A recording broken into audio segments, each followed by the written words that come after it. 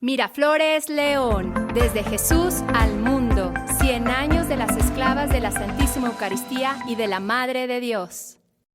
Hola a todos y todas, muy buenos días, tardes o noches, donde quiera que se encuentren. Hoy estamos muy contentas de compartir este espacio para hablar de una tradición mexicana muy querida para todos nosotros. Una tradición que tiene sus raíces en la cultura prehispánica y colonial de México, sí. Nos referimos, claro, a la celebración del Día de Muertos. Hoy estamos con ustedes, su servidora Raquel Bojor, que es maestra en literatura hispanoamericana y profesora de español y literatura aquí en el colegio. Hola, yo soy Lupita Arrona o Guadalupe Arrona, soy profesora de Historia de México y también de la materia de Historia Universal. Yo soy licenciada en Antropología y tengo una especialidad en Arqueología. Bienvenidos. Bueno, Lupita, me da mucho gusto que puedas compartir con nosotros solo una pequeña parte de todo ese conocimiento que habita en ti y que quienes te conocemos sabemos eso. ¿Y quién sino tú que estudiaste antropología para acercar a la comunidad Miraflores a este tema? Y para iniciar, platícanos, ¿qué se conoce sobre la celebración del Día de Muertos en las culturas prehispánicas? Bueno, pues hay muy pocos antecedentes como tal en la cuestión arqueológica y antropológica sobre si realmente se hacían altares de muertos en nuestras culturas antiguas. Nos podemos remontar, por ejemplo, a la cultura teotihuacana, que fue una cultura muy importante que se desarrolla en el periodo clásico de México. Y bueno, sabemos que ellos tenían un culto a la muerte, pero de manera muy natural. Constantemente rendían homenaje a sus gobernantes sobre todo, pero también a sus seres queridos, ya que habían trascendido pues a esta parte del inframundo. Hacían pequeñas ofrendas, pero altares que eran muy sencillos. Luego tenemos a otros historiadores que nos comentan acerca de un aproximado de las fechas de la celebración del Día de Muertos. Sabemos que culturas como la azteca, la zapoteca, la purépecha y los totonacos tienen algunas celebraciones cercanas a como hoy nosotros conmemoramos el Día de Muertos. Más o menos tenemos datos aproximadamente de 3,000 años de antigüedad de estas tradiciones en México. Y bueno, de la que más podemos tener conocimiento sería de la cultura azteca. Y bueno, eso también lo podemos explicar porque los españoles tienen contacto con ellos directamente. Sabemos que había una celebración en honor al Mictlán, donde reinan dos señores del inframundo, que es Mictlantecutli y Mictlantecíhuatl, que son el señor y la señora que reinan en este espacio. Aquí había 9 regiones o 9 niveles que se tenían que pasar para llegar o descansar en la vida eterna.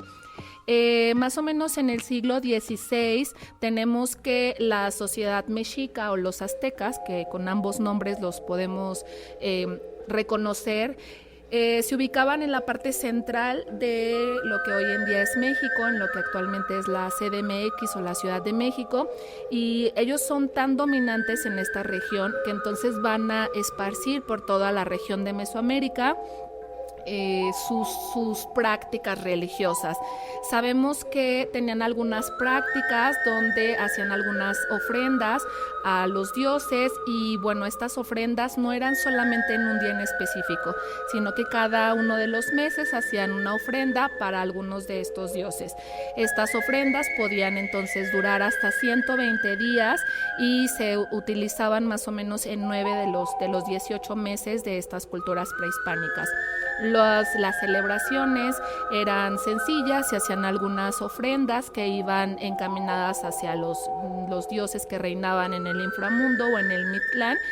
Y bueno, también tenemos la utilización de otro elemento importante en Mesoamérica que se conoce como zompantli.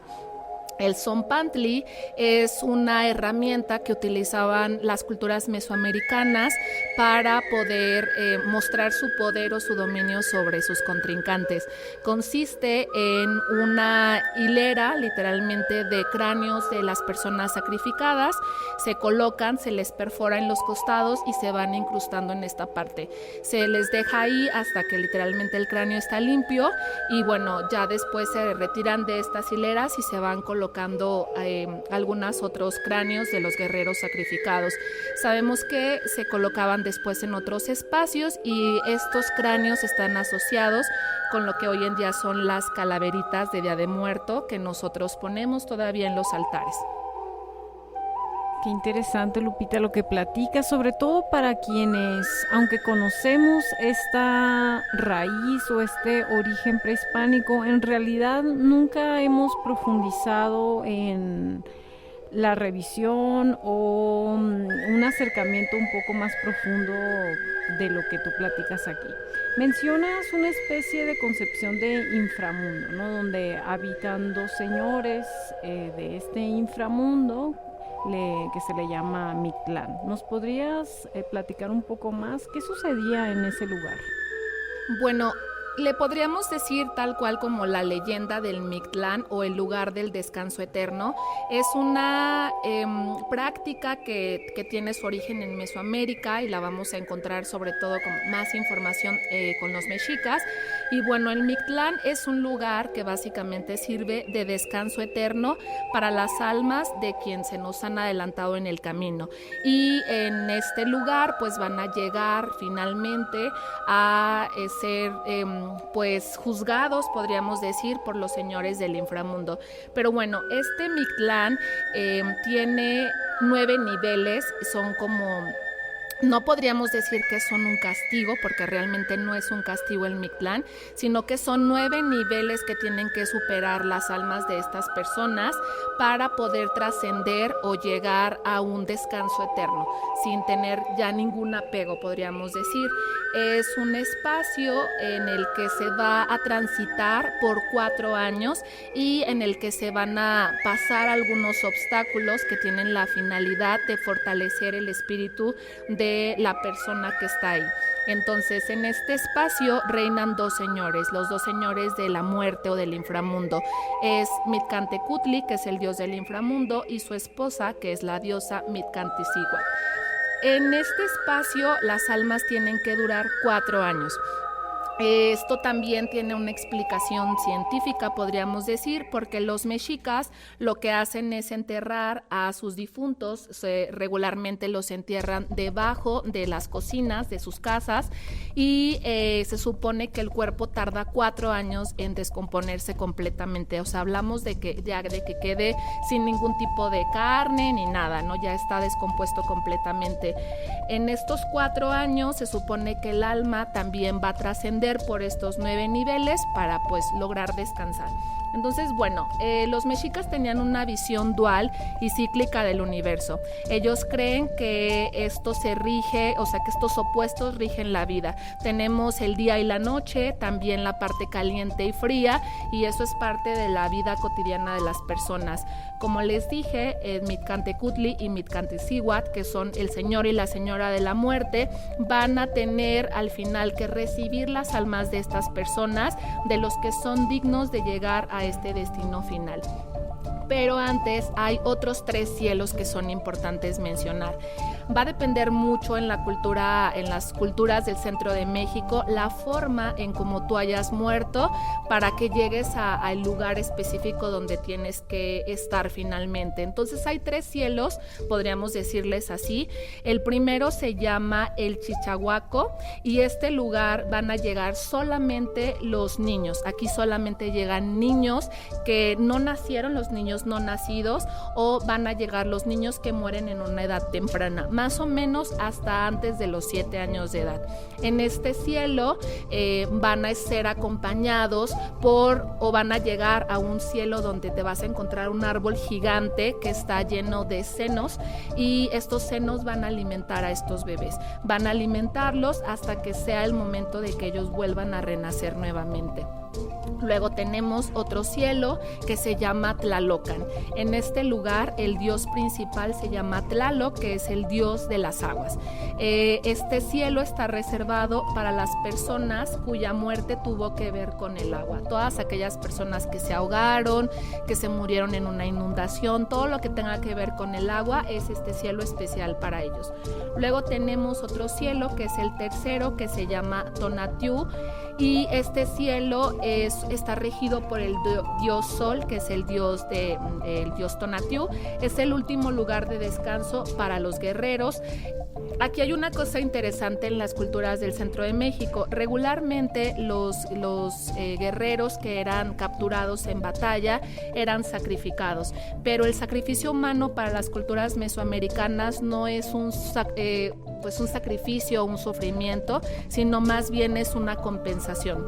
Estas personas tenían la idea o la percepción de que si ellos morían sacrificados, pues iban a llegar directamente a este cielo. Es como si no hubiera escalas, no llegan a ese lugar directo y es un privilegio, pero es un privilegio que también tienen sus familias, las personas más cercanas a ellos, su núcleo central, también llegan a este cielo. Este cielo también tiene otros moradores, y esas personas que habitan este cielo son las mujeres que murieron en el parto o después del parto. Estas mujeres también se consideran guerreras por dar la vida para sus hijos, entonces también es su lugar de descanso. Luego tenemos 9 niveles en el Mictlán, que es el viaje que todos los que no murieron de estas 3 formas que indiqué, pues tienen que pasar.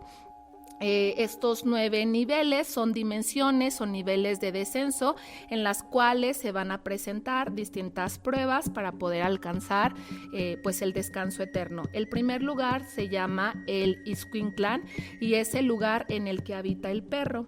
En este primer nivel, para llegar al Mictlán, cuenta la leyenda que en este lugar hay un río enorme que tiene un caudal muy muy fuerte, y entonces en este río solamente vas a poder atravesar con la ayuda de un perrito, que es una especie de nuestro país que se llama Xoloescuincle, y entonces estos perros te van a ayudar a cruzar ese río. También cuenta esta leyenda que, bueno, si tú te portabas mal con estos perros, pues no te van a estar esperando en la orilla del río para ayudarte a cruzar. Entonces, si tú maltratas pues a uno de estos animalitos, no tienes derecho a que te acompañe en esta última, en esta primera etapa más bien. Después tenemos otro nivel que se llama Tecpactli y es el lugar de los cerros que se juntan. Literalmente son 2 grandes montañas, y este nivel consiste en cruzar en el momento preciso justo en medio de estos 2 cerros que van a chocar entre sí y te van a aplastar de manera constante. El precio de fallar es el de ser triturado por estas montañas gigantescas, y en esta región va a gobernar un dios que se llama Tepeyolot y es el dios de las montañas, de los secos y el señor de los jaguares. Ahora, no es que si no pasas un nivel ya no lo puedas repetir, lo tienes que repetir las veces que necesites para cruzar al siguiente. El siguiente nivel se llama Ixtepel, o se llama también, su nombre en español es Montaña de Obsidiana, y en esta región manda un dios que se llama Ixtlacohuiqui. Es el dios de la obsidiana, es el señor del castigo, el custodio de un cerro cubierto por filosos pedernales que te desgarran al pasar. Después vas a cruzar a otro nivel que se llama Itzecayán, que es el lugar donde hay mucha nieve. Es una serie de lugares que están cubiertos con hielo. Hay un viento muy fuerte, muy atroz, que es capaz de quitarte literalmente las ropas o todas las pertenencias que traes contigo. Entonces literalmente vas dejando todo. Luego tenemos otro nivel que se llama Panicatacoyan, que es el lugar donde la gente vuela. Aquí cuenta la leyenda que es el lugar donde la gente vuela, y en estas está a las faldas de un volcán. Aquí no hay gravedad y terminas por perder todo lo que traes en tu viaje, todas las ropas, todas las joyas, todas las cosas que cargaste en tu vida terrenal, todas esas pertenencias ahí se van. Luego cruzamos a otro nivel que se llama Titimimaloyan, que es el lugar donde te flechan las saetas. Al dejar atrás en un bosque muy grande esta parte de la gravedad que ya pasaste antes, vas a empezar por un camino muy amplio donde va a haber piedras muy lisas y bueno, vas a estar pues suspendido en el espacio y en el tiempo. También cuenta la leyenda que todas las flechas de todas las peleas de todos los guerreros te van a atravesar en este espacio. Entonces vas a seguir este camino y literalmente ya vas sin ninguna posesión. Las personas o las almas ya están desnudas. Luego llegan a otro nivel que se llama Tecoyahualcoyán y que es el lugar donde te comen el corazón. Aquí cuenta la leyenda que quien va a estar en este espacio son el dios jaguar, que se conoce como Tepeyayot, y va a abrir tu pecho y entonces se va a comer el corazón de las ánimas. Después vas a pasar a otro espacio que se llama Itzmictlán, que es el lugar de las aguas negras. Aquí es donde las almas se terminan de descarnar. Literalmente lo único que va a quedar de ti es como tu esqueleto. Y luego vas a llegar ya a tu morada final, que es el Mictlán. Antes de llegar al descanso eterno, las ánimas exhaustas deben atravesar 9 caudales de un río y se supone que los 9 estados de la conciencia de estas almas. Estas 9 corrientes tienen las propiedades de ayudarte a estar en paz con la vida que tuviste terrenal y va a elevarte a un nivel superior, haciéndote digno de entrar al Mictlán. Esta leyenda del Mictlán pues concluye con la bienvenida de estos 2 dioses, los más importantes del Mictlán, la señora y el señor del inframundo, y se supone que la leyenda cuenta que cuando tú llegas ante ellos te dicen las siguientes palabras: has terminado tus penas, vete pues a dormir a este sueño mortal. Me dejaste pensando mucho ahora que te escucho platicar sobre estas diferentes pruebas o niveles que le llamas, estos 9 momentos, además de estos 3 cielos. Me recordaron un poco a la Divina Comedia, y luego también está en primer nivel donde aparece el Xoloescuincle, que él es un guía, a diferencia, por ejemplo, de nuestro grandísimo perro de 3 cabezas de la Divina Comedia.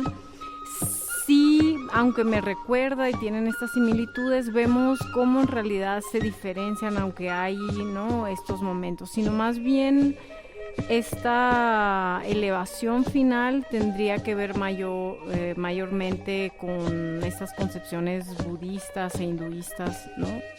Y nada, solo me sorprende cómo existe esta relación entre culturas aparentemente tan distintas y tan distantes geográficamente, pero que coinciden justo en algunas concepciones sobre la vida y sobre la muerte. Y Lupita, todo esto que nos has platicado, ¿qué relación tienen con los altares de muertos que conocemos hoy en día?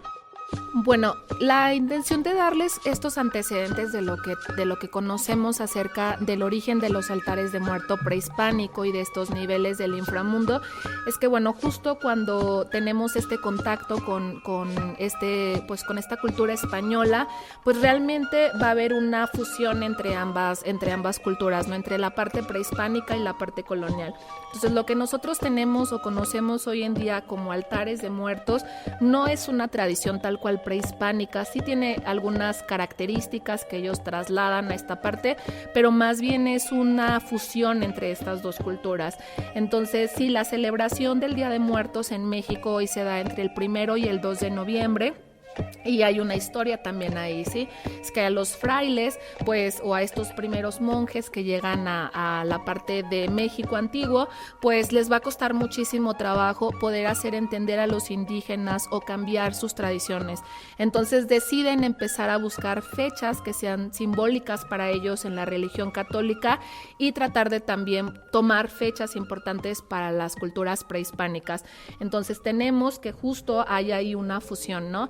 Ellos se hacen una celebración del Día de Todos los Santos en estas mismas fechas, y sí sabemos que para los mexicas estas mismas fechas en noviembre eran importantes y estaban asociadas con el Mictlán o el inframundo.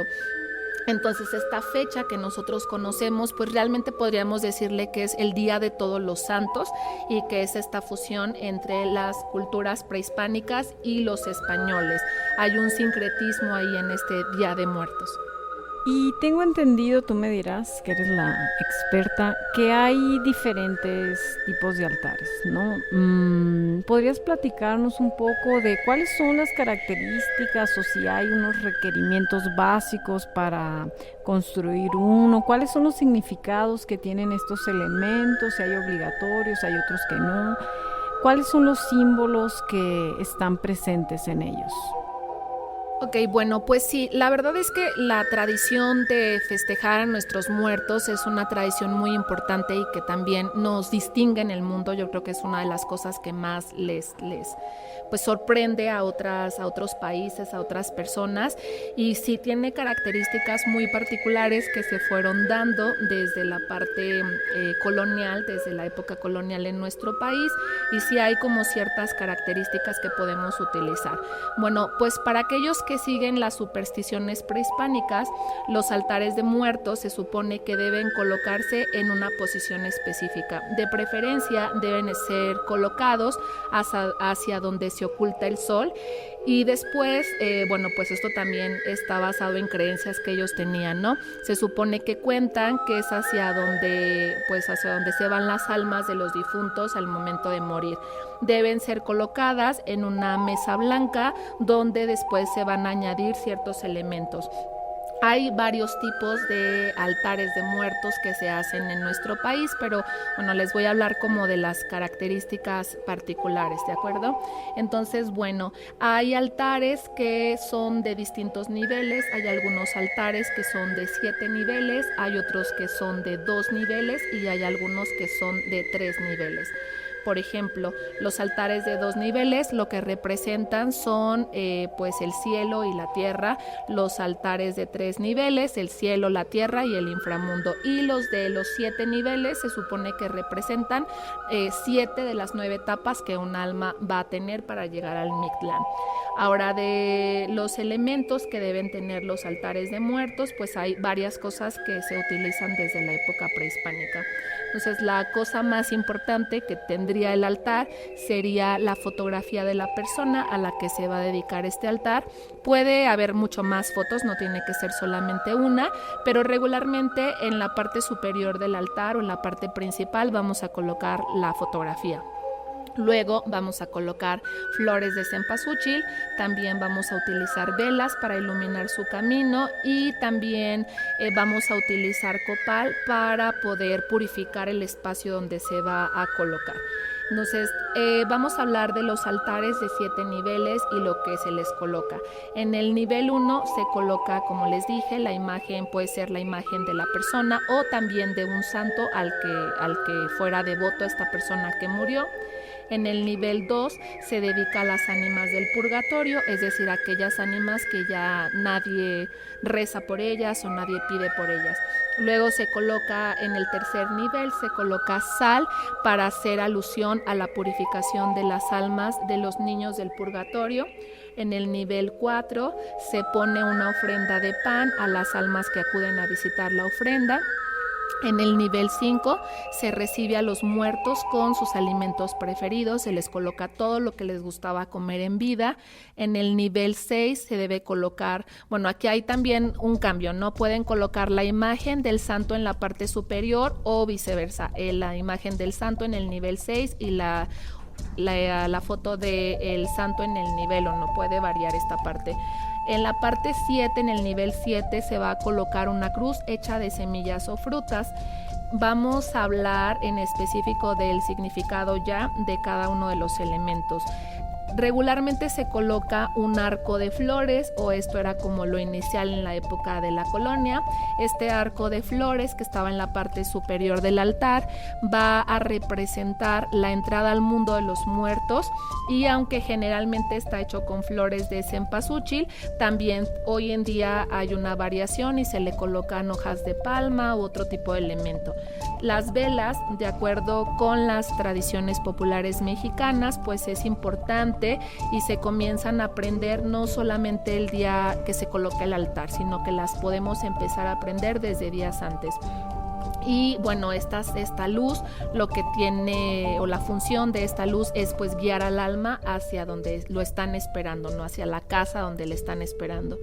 Luego va o tiene que haber un vaso de agua y bueno, vamos a recordar que estas almas tienen 4 años en este inframundo, pasando por varias pruebas o bien ya están en el Mictlán descansando, así que hacen un viaje muy largo para llegar con nosotros otra vez. Esta agua, la función que tiene es quitarles la sed porque ellos vienen cansados. Luego tenemos flores en el altar. Tenemos algunas flores diferentes que podemos utilizar, pero la más importante es la flor de cempasúchil. Y bueno, los mexicas tenían una tradición ahí que decía que incluso el olor de la flor de cempasúchil llama a los muertos. Hay otro tipo de flor, también aquí muy típica en México, que es una flor que le llamamos de terciopelo. Es una flor como color rojiza o morada, muy bonita, esa también se coloca. Y también se pueden utilizar una flor que se llama nube, que es una flor pequeña blanca, y esa regularmente se le coloca a los niños. La flor de cempasúchil, por ejemplo, tiene su origen en las culturas del náhuatl y se le conoce como la flor de los 400 pétalos por la cantidad de pétalos que tienen estas flores. Luego tenemos el copal, que tiene una fusión muy importante o una fusión y una función importante en los altares de muertos. Lo que se cree es que las aromas también van a llamar a los muertos, el aroma de la comida y las aromas que hay en la casa. Entonces, al prender un incienso o un copal, lo que van a hacer es guiar a estas almas hacia donde estamos nosotros y van a purificar también pues a estas.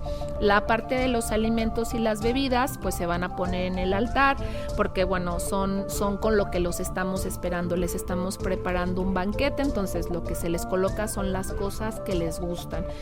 También va a aparecer, por ejemplo, el pan de muerto, y el pan de muerto es diferente dependiendo de la región de México donde estemos. Por ejemplo, nosotros aquí en Guanajuato es un pan de muerto que es redondo, tiene una pequeña bolita en la parte central del altar y se supone que representa los huesos del difunto, pero hay regiones como en Guerrero, en la parte de Yucatán, donde el pan no tiene azúcar, pero aparece representado como una persona, entonces puede ser diferente dependiendo de la región. También a este altar se le pueden sumar las bebidas que el difunto prefería y no tienen que ser solamente como café o té, también pueden ser bebidas alcohólicas, cerveza, tequila, cosas que hagan que esa persona se sienta contenta. Y también regresando a esta parte de los zompantlis, que habíamos dicho que son estos cráneos incrustados de los guerreros, pues nosotros en México tenemos estas calaveritas de azúcar, donde a veces se le coloca en la frente de la calaverita el nombre de la persona a la que se le está haciendo el altar. ¿Qué día se ponen estas ofrendas de muerto? Bueno, hay ahí como muchas opiniones acerca de esto, pero lo más común es que la ofrenda se empieza a colocar desde el día 28 de octubre y bueno, existe la creencia de que desde esa fecha en específico estas almas tienen permiso de empezar a cruzar. No se monta todo el altar, pero el 28 de octubre se empieza a celebrar a aquellas personas que fallecieron en accidentes de maneras trágicas, personas que fueron atropelladas, que se ahogaron, toda esta gente que murió de manera trágica, se les empieza a poner la ofrenda desde ese día. El 29 de octubre es para las ánimas olvidadas del purgatorio, para todas aquellas personas que ya no tienen quienes recen o pidan por ellas. Entre el 30 y el 31 de octubre es para las personas o los bebés que murieron o los infantes que murieron, sobre todo sin ser bautizados. El 1 de noviembre, que es el Día de Todos los Santos, que justo es esta parte que los sacerdotes que aparecen en esta parte novohispana implementaron, es para las almas de los niños y las niñas, estos niños que sí fueron bautizados pero que murieron siendo pequeñitos. Luego el 2 de noviembre es el Día de Todos los Muertos, que ya son todos los adultos, todas las personas adultas. Y bueno, hay algunas personas que desde el 27 de octubre empiezan a montar sus altares. Pues muchas gracias, Lupita, por este tema tan enriquecedor, en mi opinión, y espero que para todos quienes lo hayan podido escuchar, que haya sido enriquecedor para ustedes y que nos ayude a tener presente estas culturas que hasta hoy forman y parte de nuestra identidad. Bueno, pues igual muchas gracias por platicar conmigo y por escucharme. Y entonces más bien aquí la petición para todos los que nos escuchan va a ser que sí, pues además de escuchar esta plática también puedan mantener estas tradiciones vivas, que puedan seguir haciendo sus altares de muerto y que no olviden a estas personas que, bueno, dentro de la cultura mexicana siguen formando parte de nosotros hasta el día que ya no estemos aquí.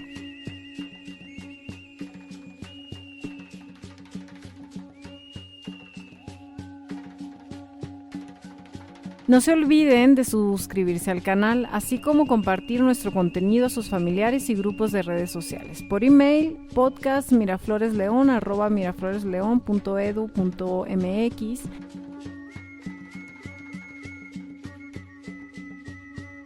En Instagram, @mirafloresleón, y en Facebook, Colegio Miraflores León. Y si quieren participar conduciendo uno de nuestros podcasts, contáctenos. Con mucho gusto recibiremos sus comentarios, opiniones y sobre todo, si desean que tratemos algunos temas de su interés en nuestro podcast. Bueno, nos escucharemos en nuestro próximo episodio y no se olviden de activar las notificaciones. Bye bye, hasta la próxima.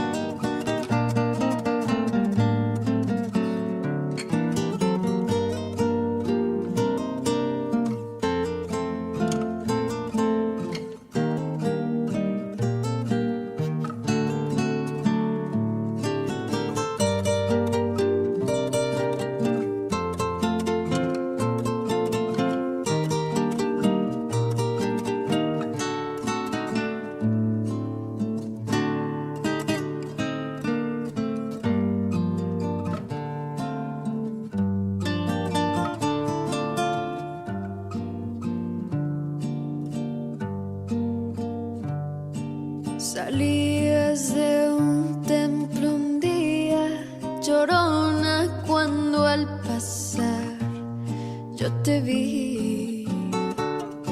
Salías de un templo un día, llorona, cuando al pasar yo te vi. Hermoso hippie llevaba, llorona, que la Virgen te creí. Hermoso hippie llevaba, llorona, que la Virgen te creí. Ay de mí, llorona, llorona, llorona, de un campo lirio. Ay de mí, llorona, llorona, llorona, de un campo lirio. El que no sabe de amores, llorona, no sabe lo que es martirio.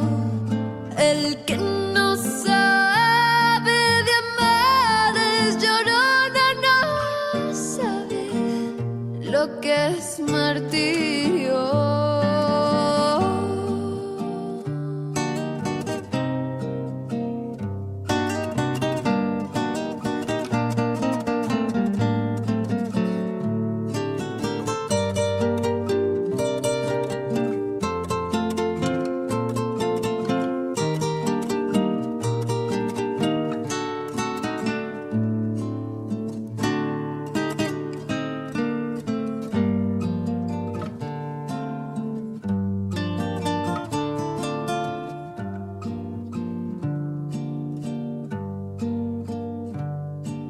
No sé qué tienen las flores, llorona, las flores de un campo santo.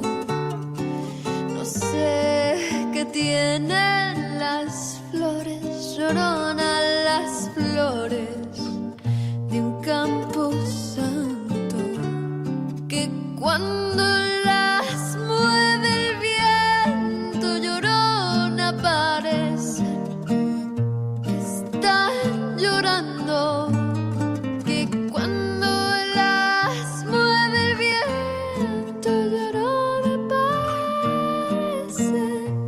están llorando.